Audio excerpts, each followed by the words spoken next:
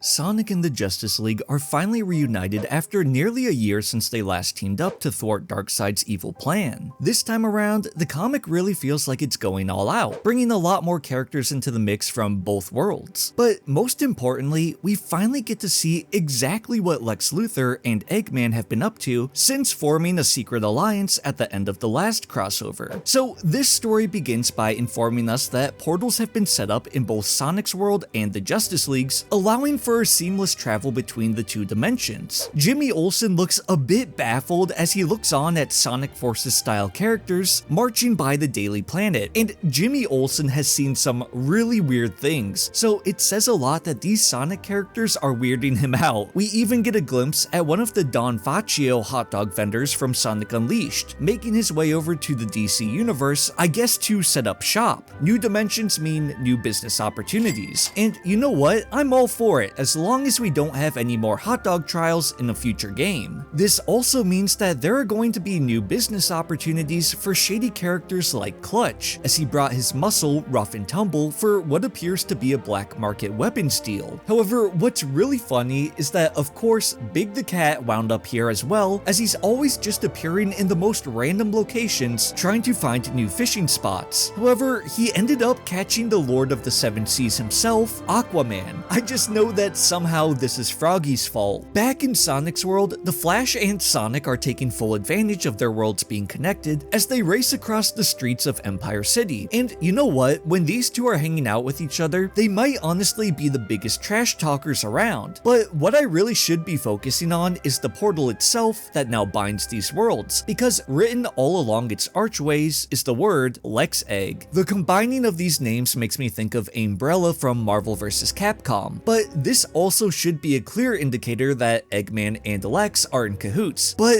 as we'll see later, it seems like Sonic and the Justice League are utterly oblivious to the rather obvious signs. I will say I really like seeing the Flash and Sonic together again. It feels like old friends reuniting. They had a lot of really fun banter in the first crossover, and although it's been a while since they've seen each other, it feels like they haven't missed a step as they race their way to Big Belly Burger in Central City. As we move from the lighthearted fun of Sonic and the Flash, Wonder Woman and the rest of the Amazonians are preparing for war over in Theoscera as Hades and his undead army march upon their doorstep. Maybe I'm too used to how Diana looks in the Justice League show, which I adore, where she's very beautiful but at the same time imposing, because I really do not like how she looks on this panel. If I'm being honest, it's almost frightening how she's depicted, and not in like a warrior frightening way, but like, what did you do to her face kind of way. And the weird thing is, it's only this panel. The other parts look fine, but something about it here just looks bad in my opinion. While we're on the topic,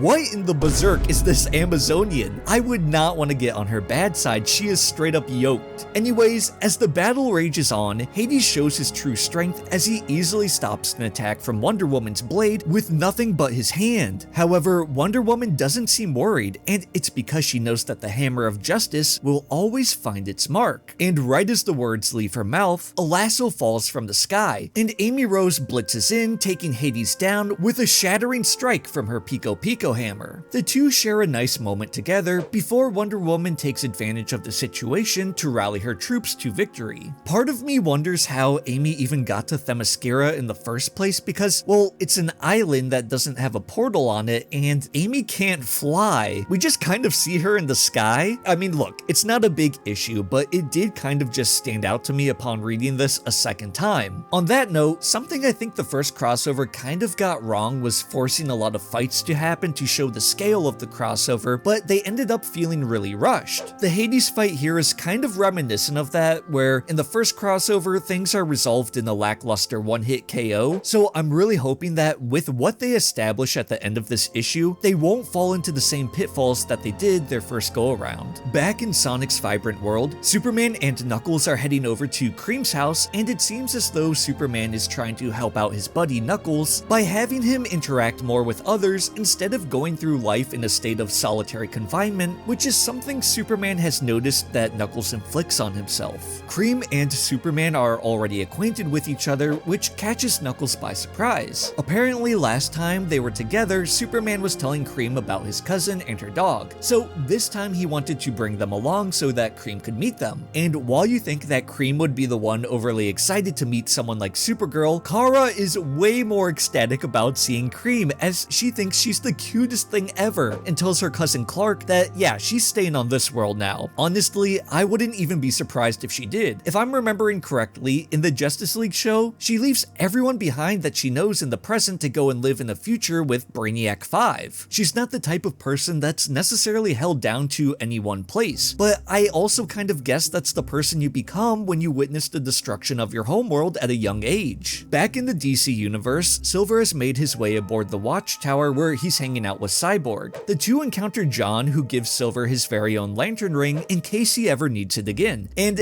in my delusional mind, I feel like they added this panel because I was crashing out last time about the fact that we didn't see John give a ring to Silver. People in my comments told me it's a duplicate ring or a provisional one, which sure, it's a possibility, but it would have still been nice to have had an explanation or at least see it. So suffice it to say, I'm very pleased that we're seeing Silver being gifted a ring this time around. Guy Gardner also makes an appearance this time, and he's already found a nickname for Silver, of course, calling him Palm Frond. Guy is very gifted when it comes to getting under everyone's skin and really brings out the worst in Silver, so much so that John even jokingly tells Silver that he's going to wind up getting a Red Lantern ring if he keeps getting rage baited like this. This leads into my favorite part of this issue when a call comes into the Watchtower from the Teen Titans, who are busy dealing with Brother Blood and his cronies in a hive base. Silver wonders why Cyborg isn't down there with the Titans since, you know, that's his team. Cyborg explains that he graduated from the Titans but acts as a liaison to the two teams. If I'm being frank, I always preferred Cyborg as a core member of the Teen Titans. I think he works better as the tech-savvy funny guy for that team. I'm probably biased because I really like the Teen Titans show, but whenever he's on the Justice League, he just doesn't feel as interesting. His story always winds up being about boom tubes or mother boxes, and I also feel like characters such as Martian Manhunter or Mr. Terrific work a bit better as the tech guys for the Justice League. It's kind of like how for me, after I watched the Justice League cartoon, I always preferred John Stewart as the Green Lantern on the team as opposed to Hal. Now, I like Hal, but he's a very jokey character, and that role is often already filled by the Flash. So having a more stern, militaristic character like John's Green Lantern feels like it's fulfilling a role on the team that hasn't been filled yet. And in terms of character interactions and dynamics, I mean, how can you argue against pairing Cyborg up with his buddy Beast Boy? So as we catch up with the Teen Titans in the midst of their battle, we see that Tails has filled the role of Cyborg and was evidently the first one through the gates when they appeared. But what I really loved about this part was seeing Beast Boy, and he's using the form of a Yeti from Sonic Lost World. The weird thing is, this is the second time that we've seen a shapeshifter take the form of a Yeti in the comics in a very short amount of time, because if you guys remember, in issue 79 of the IDW Sonic run, we saw Mimic do the very same thing when he was battling Whisper and her friends. While this Yeti form is massive and intimidating, Beast Boy wants to try something a bit more ambitious, and so he morphs into a green version of Tails and even manages to fly, although it looks like he's struggling a bit. I've really liked seeing Beast Boy morph into different Sonic creatures. We even got to see him do it when he appeared in the last run. Even with as humorous as it is seeing a green Tails, things get even funnier when Brother Blood enters the fray to fight the Teen Titans, because alongside him is none other than Charmy B. Charmy greets his friends as if nothing strange is going on, catching Blaze completely off guard. She's worried that Brother Blood may have bewitched the young Bee's mind, and I love this so much. It genuinely got a chuckle out of me because Charmy is like, who, this guy? Nah, he's the president of our club. It's a bug-themed club, and you know, I asked if you can join, but you're a cat, so sorry. Even if this is all we see of Charmy, I think they perfectly utilized him for this humorous moment, and I kind of wonder if we'll see Charmy with someone like Queen Bee in the future. That would be pretty funny as well. Blaze gives Charmy a stern look and gives him the rundown that, yeah, he's kind of working for a terrorist right now, all while Charmy just twiddles his thumbs. But finally understanding that he's been manipulated, Charmy turns on Brother Blood. Meanwhile, Blaze and Starfire compliment each other on a job well done, and this is a pairing that feels so natural to me, with both of them being princesses, one who hails from a different planet and the other from a different dimension.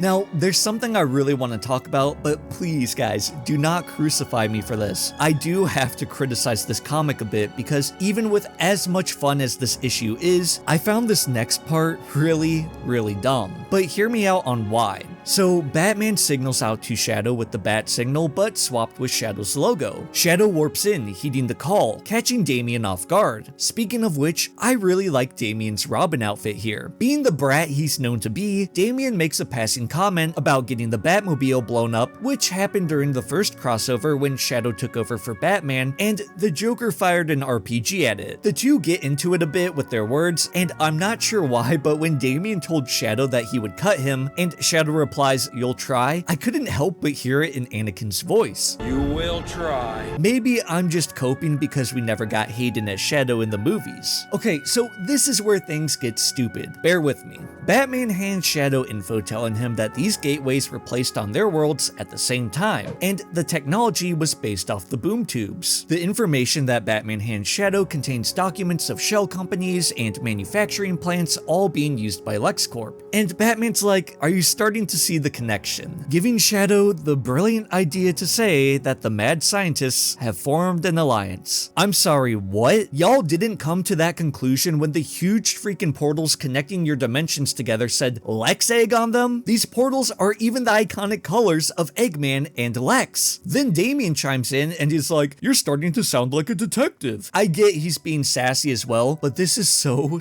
stupid, almost in a hilarious way. The Flash even stated that the Justice League looked these portals over, and you're telling me that no one came to the conclusion that perhaps the notorious businessman and criminal Lex Luthor formed an alliance with the egomaniac mechanic Eggman? Really? No one in the league chimed in with that? There's even a point later on where Lex and Eggman talk about how the portals are an acronym, and Lex wonders if the name Lex Egg is a bit too on the nose, and Eggman is like, "Nah, we need to bait the heroes into action." But apparently it wasn't too on the nose because the world's greatest detective had to go digging through business files to become aware of this team up. The writing here is so blatantly stupid, I'm sorry, I had to rant about it. Okay, moving on from that, Batman worries about Shadow trying to do things alone, especially since this time it's a war on two fronts, but Shadow doesn't seem to care. Darkseid was a god with a Chaos Emerald. Eggman and Lex should be light work in comparison. However, Batman does manage to convince the Hedgehog to join forces, and it just so happens that they brought his Batsuit along with him. This had me thinking about how cool and funny it would be to see Shadow's Batsuit in the Batcave alongside all of Batman's other suits. It would look pretty funny hanging up alongside them. This first issue closes out by showing us Lex and Eggman. Right away, something I want to point out is that in the year or so that Eggman and Lex have been planning this convergence of worlds, this man Lex Luthor must have been working out like a beast. In the first crossover, Lex was pretty chunky, looking like he was weighing well over 200 pounds. I guess that's what happens when you eat nothing but Big Belly Burger.